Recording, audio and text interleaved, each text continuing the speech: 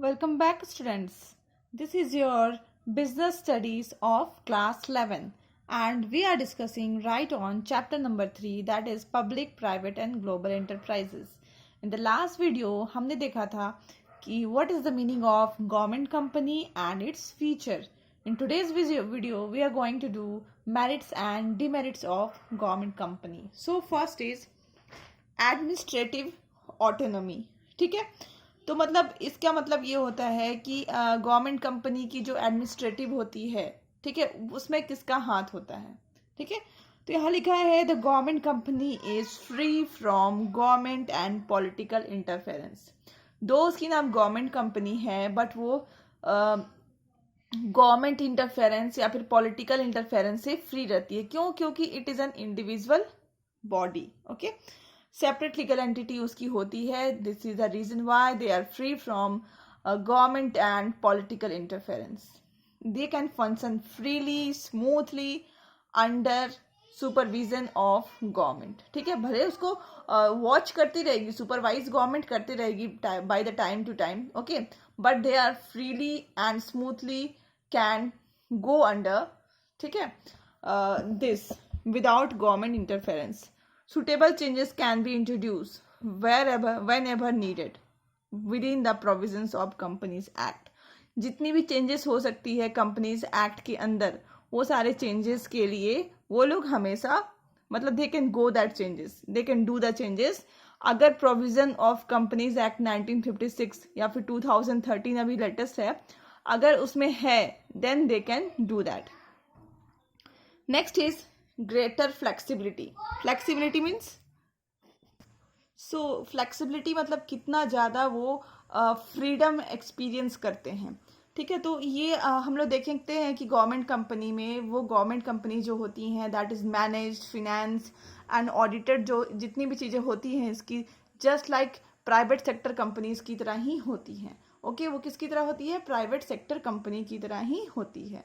ठीक है, it can therefore be because of these things they enjoy greater flexibility और freedom of operation. और साथ ही साथ जो decisions making power होती है उसमें भी quickness होती है. So we can say that it has greater flexibility.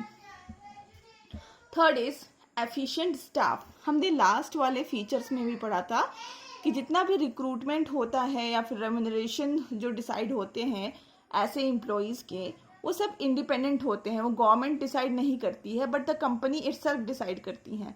ठीक है, तो इसमें क्या चांसेस होता है, उनके अपने रूल्स रेगुलेशंस होते हैं रिक्रूटमेंट के लिए, रेम्यूनरेशंस के लिए. तो वो बहुत अच्छे अच्छे प्रोफेशनल स्पेशलाइज्ड ये सारे बेटर सैलरी दे करके या बेटर फैसिलिटीज़ दे करके हायर कर सकते हैं, और जिसका फ़ायदा ऐसे इंटरप्राइजेस को मिलता है. ठीक है, तो they get the expertise for their enterprise. Next is collaboration. Collaboration मतलब होता है किसी को मर्ज कर लेना. ठीक है, the government companies can avail and accommodate managerial skills, technical know how और expertise of the private enterprise by conveniently collaborating with them. कुछ गवर्नमेंट कंपनीज क्या करती है कि वो प्राइवेट कंपनी से अपने आप को, तो ये जो गवर्नमेंट कंपनीज होती हैं ये क्या करती हैं कि जो प्राइवेट इंटरप्राइजेस आप देखते होंगे, प्राइवेट इंटरप्राइज में बहुत अच्छे अच्छे प्रोफेशनल्स होते हैं, टेक्निकल्स होते हैं, वो बहुत अच्छी अच्छी टेक्नोलॉजी यूज़ करते हैं, मैनेजरल स्किल्स उनकी बहुत अच्छी होती है. तो वो यहाँ पे वो क्या कर सकते हैं, उनके साथ कोलैबोरेट करके या फिर उनके साथ जुड़ करके, उनके साथ ज्वाइन करके अपने आप को वही सेम फैसिलिटीज़ अपने यहाँ पे उसको अवेल कर सकते हैं. So this is the benefits of government company. Now we will see the demerits or disadvantages of government companies. तो पहली डिसएडवांटेज है ऑटोनॉमी ऑन पेपर ओनली. इसका मतलब जो आपने पढ़ा कि बहुत फ्रीडम होती है, कोई भी गवर्नमेंट इंटरफेरेंस नहीं होता है, कोई भी पॉलिटिकल इंटरफेरेंस नहीं होता है, तो ये सब बस पेपर में ही लिखा रहता है. बल्कि बात क्या होती है, होती ये है कि मैंने आपको बताया ना कि यहाँ पे या तो 100% शेयर्स जो होता है वो गवर्नमेंट के पास होता है या फिर 51% शेयर्स गवर्नमेंट के पास होता है. तो जिसका मेजॉरिटी शेयर जो होता है ऑब्वियसली वो डिक्टेट करती है बाकी चीज़ों में. उनका डिसीजंस जो है सबसे मेजर होता है. वो सारे टर्म्स में या फिर जितनी भी आप चीज़ें देख लो, एक्चुअली में क्या होता है, इतना ज़्यादा उनके पास फ्रीडम और फ्लेक्सिबिलिटी नहीं होता है. Okay, second is political interference, ठीक है। गवर्नमेंट कंपनी जो होती हैं, ठीक है, are treated as the personal property of ministers. जो मिनिस्टर्स होते हैं वो गवर्नमेंट कंपनी को अपनी पर्सनल प्रॉपर्टी की तरह ट्रीट करते हैं। और इस तरह से ये देखने को मिलता है कि बार बार जो मिनिस्टर्स की इंटरफेरेंस रहती हैं, कोई भी ऑपरेशनल पॉलिसीज देख लो या फिर कुछ कोई भी डिसीजंस लेना हो, वहाँ पे political interference is the must. Okay, third is broad pact with government representatives, ठीक है। जितने भी बोर्ड ऑफ डायरेक्टर्स जो होती हैं, जो कि गवर्नमेंट कंपनीज इलेक्ट करती हैं या फिर अपॉइंट करती हैं, वो भी सारे मिनिस्टर्स के लोग ही होते हैं, ठीक है। जो कि क्या करते हैं, मिनिस्टर्स को प्लीज करने के लिए, ठीक है, अपनी एफिशिएंसी कंपनी को इम्प्रूव करना और एफिशिएंट बनाने पे कम ध्यान होता है, और मिनिस्टर्स को पॉलिश करने में उनका ज़्यादा ध्यान होता है, ठीक है। अब हम आगे देखेंगे suitability. Government company suitable form of organisation. कहाँ पे ऐसी गवर्नमेंट कंपनी सूटेबल होती हैं?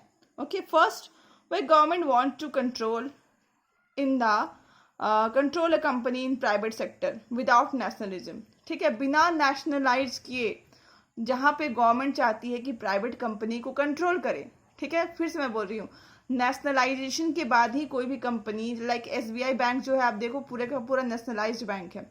तो जहाँ पे गवर्नमेंट बिना नेशनलाइजेशन किसी प्राइवेट कंपनी को कंट्रोल करना चाहती है, तो वहाँ पे government company is the best, क्योंकि वो 51% शेयर होल्ड कर लेती है, और फिर कंट्रोल तो जिसका शेयर ज़्यादा होता है उसी का कंट्रोल हो जाता है।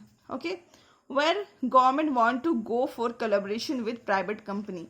दूसरा केस मैंने अभी आपको जस्ट डिस्कस किया है कि मान लो प्राइवेट कंपनी का टेक्नोलॉजी काफ़ी अच्छा है, तो उसको यूज़ करने के लिए गवर्नमेंट क्या करेगी, उसके साथ कोलैबोरेट करेगी, ठीक है।